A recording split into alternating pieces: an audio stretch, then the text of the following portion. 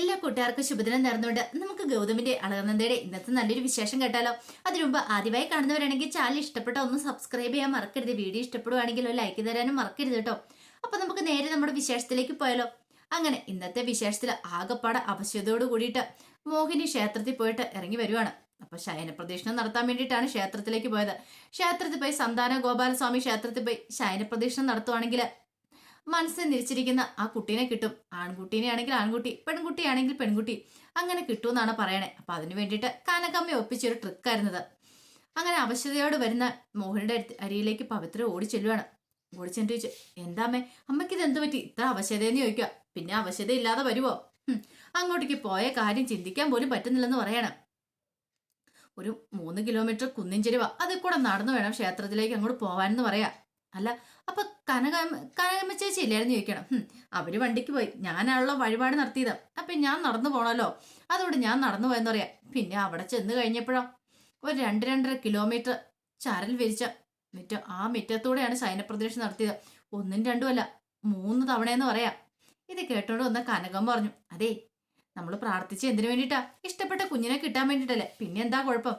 പിന്നെ 2-2.5 കിലോമീറ്റർ ഒന്നുമില്ല, ഒരു 1-1.5 കിലോമീറ്റർ അത്രേ ഉള്ളെന്ന് പറയാണ്. എത്രയാണെങ്കിലും ഉണ്ടല്ലോ. അത്ര ഒറ്റയ്ക്ക് ഞാൻ ഇത് ശയനപ്രദക്ഷിണം നടത്തി കഴിഞ്ഞപ്പോൾ ഞാൻ ആകെപ്പാടെ മടുത്തു പോയെന്ന് പറയാണ്.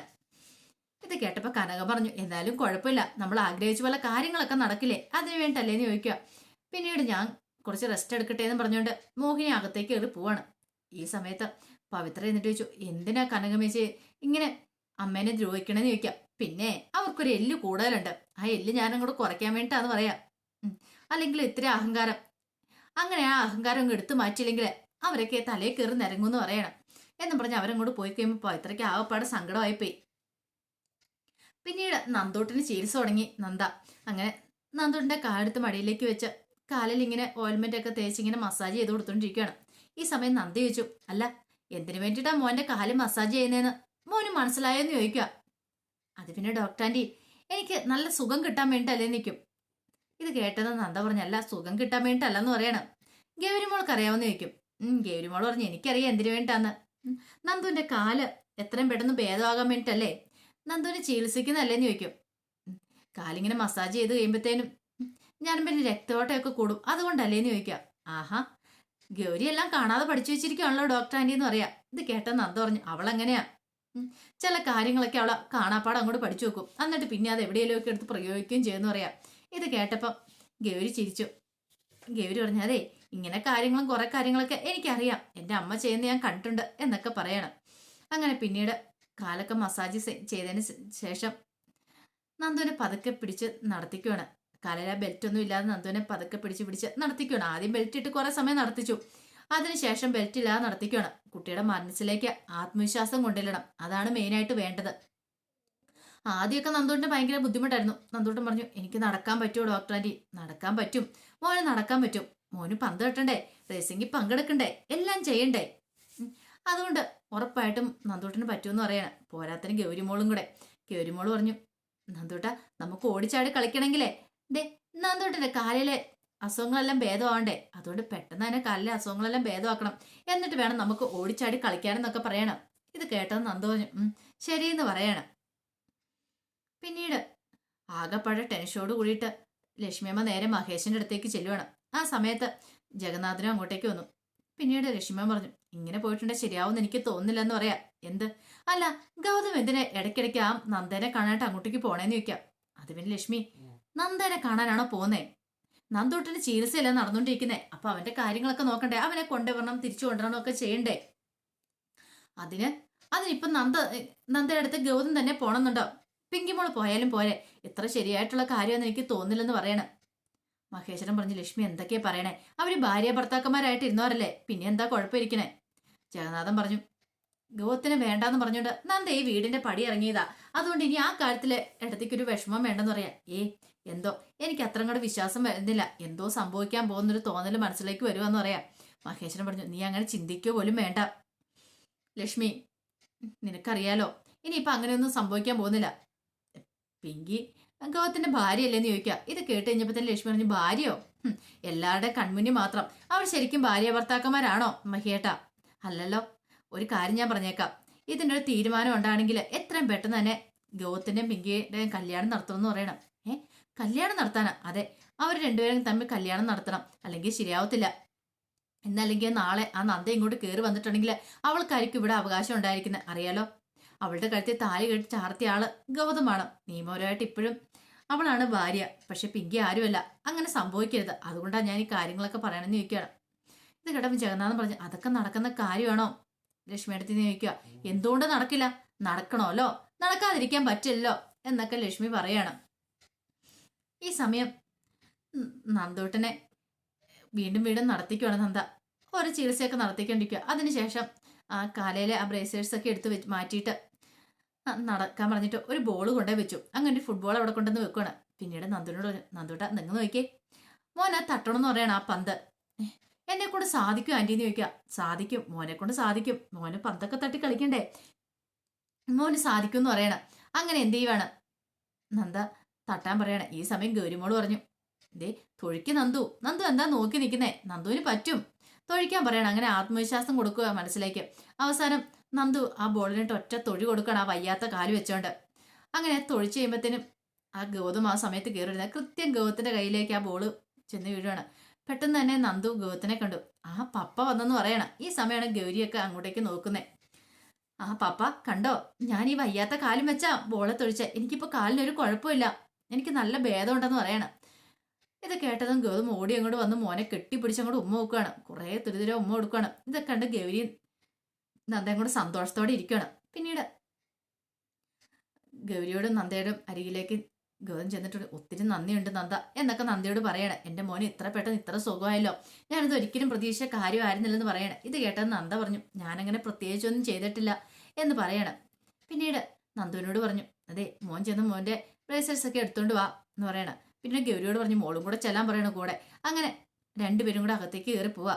ഈ സമയത്ത് ഗൗതം പറഞ്ഞു, എങ്ങനെ നന്ദി പറയണമെന്ന് എനിക്കറിയത്തില്ല, ഞാൻ ഒരിക്കലും പ്രതീക്ഷ കാര്യമില്ല അവൻ ഇത്ര പെട്ടെന്ന് സുഖമാവുന്ന. അവനെ കാണിക്കാത്ത ഹോസ്പിറ്റലുകളൊന്നുമില്ല. പക്ഷെ ഒരു കാര്യം എനിക്ക് മനസ്സിലായി, നന്ദനെ കൊണ്ട് മാത്രമേ ഇത് സാധിക്കുള്ളൂന്ന്. അതുകൊണ്ടല്ലേ ഇത്ര പെട്ടെന്ന് അവൻ ഇത്രയും ഭേദമാക്കി കൊടുത്തേന്ന് ചോദിക്കുക. ഇത് കേട്ടപ്പോൾ നന്ദ പറഞ്ഞു, ഞാൻ എൻ്റെ കടമ നിർവഹിച്ചെന്ന് മാത്രമേ ഉള്ളൂ, അതിനേക്കാളുപരി എല്ലാം ദൈവത്തിന്റെ അനുഗ്രഹം കൊണ്ടാന്ന് പറയണം. ആ സമയത്താണ് 2 കവറൊക്കെ ആയിട്ട് അങ്ങോട്ടേക്ക് നിർമ്മൽ വരുന്നത്. നിർമ്മൽ വന്നു കഴിഞ്ഞപ്പോൾ അവർ രണ്ടുപേരും സംസാരിച്ചിരിക്കുന്നുണ്ട്. പെട്ടെന്ന് നിർമ്മലിനെ അകത്തേക്ക് കയറണോ പുറത്തേക്ക് ഇറങ്ങി പോകണമെന്ന് അറിയത്തില്ലാത്തൊരവസ്ഥ. ഈ സമയം നിർമ്മലിനെ കണ്ടതും ഗൗതത്തിന്റെ മുഖം അങ്ങോട്ട് മാറി. ഗൗതം അകത്തേക്ക് നോക്കി വിളിച്ചു, നന്ദു ഇങ്ങോട്ട് വരാറായില്ലേ നിൽക്കുക. വരുവാ അപ്പാന്ന് പറയണം. അപ്പൊ തന്നെ നന്ദു അങ്ങോട്ടേക്ക് വന്നു. വാ പോകാന്ന് പറയണം.